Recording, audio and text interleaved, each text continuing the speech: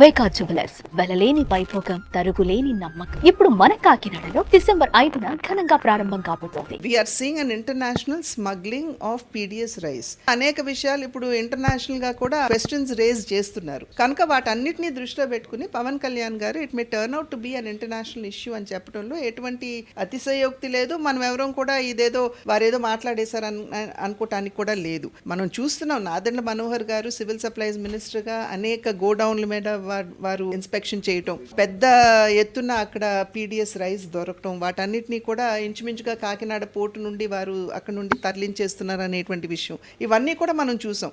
అయితే గత ప్రభుత్వంతో అధికారంలో ఉన్నటువంటి పార్టీతో సంబంధం ఉన్నటువంటి నాయకుల పేర్లు ముడిపడి ఉన్నటువంటి విషయాన్ని మనం ఇక్కడ గమనించాలి.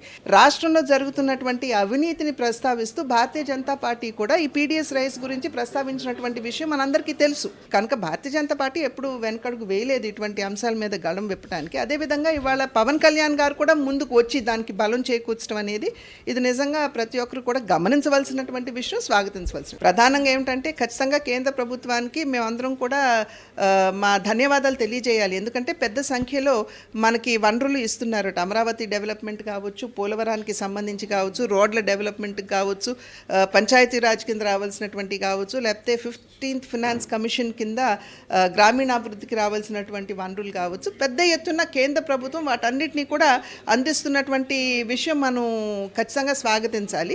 దాన్ని స్వాగతిస్తూనే అదనంగా రాష్ట్రానికి ఏం కావాలి అంటే ఒక్కొక్క పార్లమెంట్ నియోజకవర్గానికి సంబంధించినటువంటి డెవలప్మెంట్ యాక్టివిటీస్ ఉంటాయి. రాజమండ్రికి సంబంధించి 2027లో జరగబోయేటువంటి పుష్కరాలు ఏవైతే ఉన్నాయో వాటిని దృష్టిలో పెట్టుకుని ఏ రకంగా వనరులు తెచ్చుకోవాలనేటువంటి విషయం మీద ఖచ్చితంగా మేము 98 కోట్ల రూపాయలు ఇవాళ అఖండ గోదావరి కింద అక్కడ ఉన్నటువంటి ఘాట్లు కావచ్చు, అదేవిధంగా హ్యావ్లాక్ బ్రిడ్జ్ 100 సంవత్సరాలు పైబడినటువంటి ఆ బ్రిడ్జ్ ఏదైతే ఉందో దానికి హెరిటేజ్ వాల్యూ ఉంది. కనుక దాన్ని కూడా ఒక పర్యాటక ప్రాంతంగా డెవలప్ చేయడానికి అఖండ గోదావరి కింద 98 కోట్లు ఇచ్చినందుకు నేను కేంద్ర ప్రభుత్వానికి నా ధన్యవాదాలు తెలియజేస్తున్నాను. అదేవిధంగా గండికోటను కూడా డెవలప్ చేయడానికి 75 కోట్ల రూపాయలు కేంద్ర ప్రభుత్వం మంజూరు చేసింది. ఇంత పెద్ద ఎత్తున వనరులు ఇచ్చి మనకి సహకరిస్తున్నటువంటి కేంద్ర ప్రభుత్వానికి, మోడీ గారికి నా ధన్యవాదాలు తెలియజేస్తున్నాను. సుమన్ టీవీలో మీ పర్సనల్ అండ్ బిజినెస్ ప్రమోషన్స్ కోసం కింది నెంబర్కి కాంటాక్ట్ చేయండి.